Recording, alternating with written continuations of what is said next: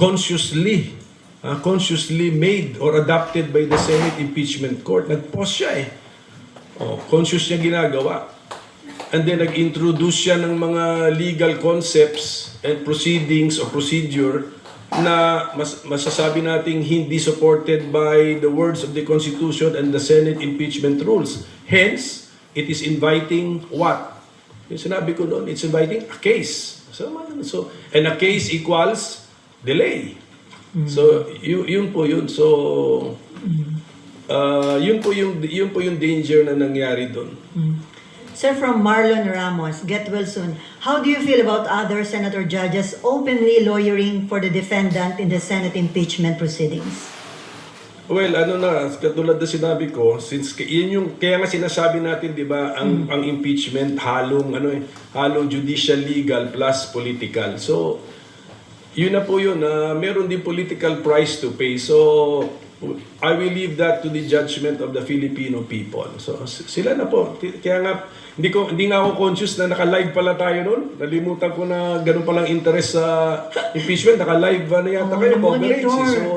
So, ganun. So, ibig sabihin nun, ang taong bayan na talaga ang mag-judge po sa kilos, actuation, salita ng ating mga senator judges. Okay, before Mab, sir, yung kampo ni BP Sara, nagsubmit na sila ng formal entry of BP Sara's lawyers. Patuloy po ba ito na buhay at umuusad yung proseso ng impeachment against the Vice President?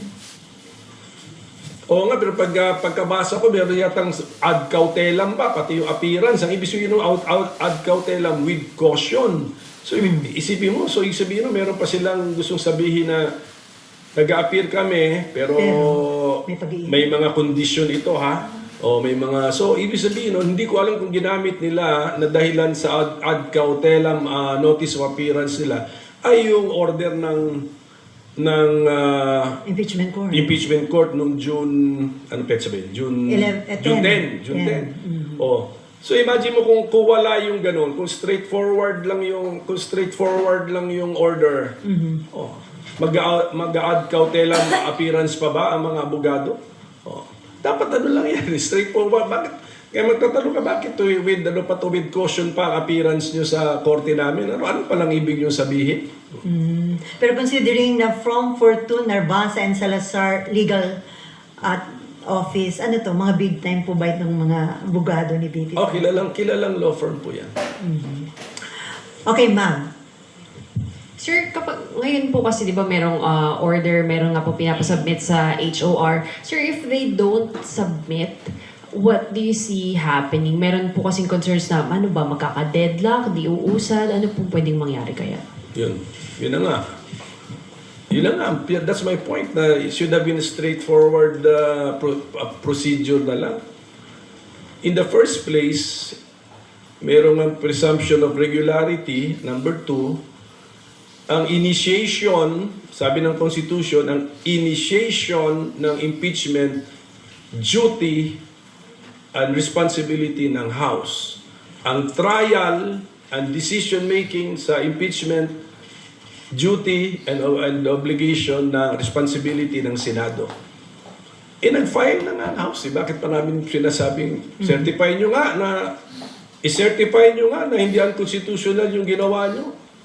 Siyempre, nung kumilos ang House, siyempre sa mata ng House, hindi naman unconstitutional yung ginagawa nila. Wala namang Senate or House, pag nagpapasa kami ng batas dito, although later declared unconstitutional by the Supreme Court, nangyayari na yan. Not only today, but decades ago, nangyayari na yan. Hindi po consciously pinapasa ng Kongreso yan na we will consciously pass an unconstitutional law. Sa mata namin, when we passed it, it was constitutional.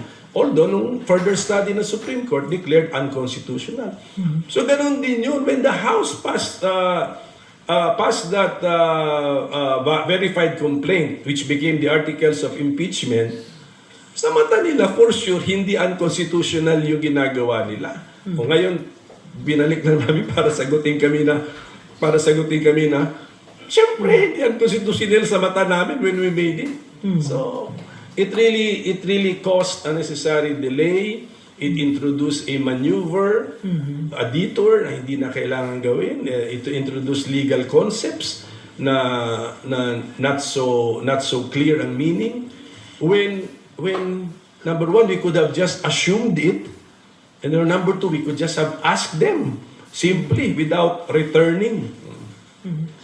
Okay. Follow-up lang po. So sir, ano nga pong mangyayari if they refuse to answer yung clarification at yung attestations? Hindi lang yata yung refuse to answer or even fail to answer while the 19th Congress House is still existing. Yan eh. Pwede kasing hindi ka nag-refuse to answer but inabot ka na ng June 30, 12 noon. So yun na, nag-introduce tuloy ng other legal questions. Kaya nga, I hope the House of Representatives being a party to the case, sila nga ang nag-initiate nitong kasong ito, they should try their best to comply with the order of the Senate Impeachment Court. Kaya nga paano doon nila Comply sila kasi party sila at sila ang nag-file ng impeachment case. Pero sir, yung second order, parang mahirap nila i-comply. Hindi pa naman daw, wala pa yung 20th Congress. Ano na yun? No? So pag pinanganak na yung kausap, yung kausap ng Senate Impeachment Court sa second paragraph, hindi pa pinapanganak. Okay.